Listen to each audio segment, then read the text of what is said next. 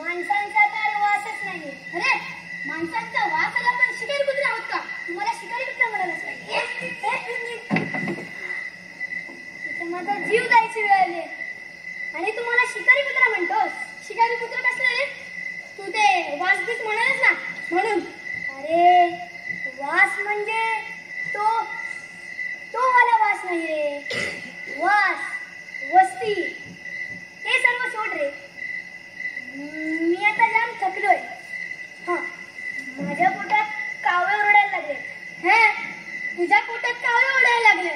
हा आणि जंगलात रात किडे म्हणत्या. तू आता जास्त फालतूपणा केलास ना तर मी सारे निघून जाईल. तुला एकटा सोडून जा ना. खुशाल जा. पण तुला पोहोचावं लागेल का? ही बोट पडली तुटून. इंजिन आता डिझेल संपलंय सगळं. आता एकच उपाय. काय? इथे जंगलात थंडीत कुडकुडीत रात्र काढायची. नाही तर पोहून दुसरा किनारा गाठायचा. अरे पोहून दुसरा किनारा गाठायचा. अरे आपण नेमकं कोणत्या बेटावर आलोय? किनारा किती दूर राहिलाय काही ठाऊक आहे की नाही? अरे आपली टोपी ती पण बागेत राहिली. अरे यार आणि बॅग पण दिसत नाहीये.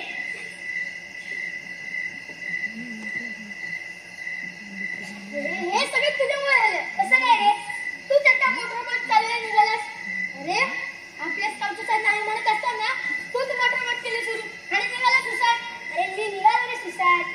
पण तू मोटरबोट भरती दिशेला वळवलीस आणि नेमकं वादळ सुरू झालं. नशीब ही बोट या किनाऱ्यावर येऊन आदळली. ते जर मध्येच बुडाली असती तर काय केलं असतं आपण?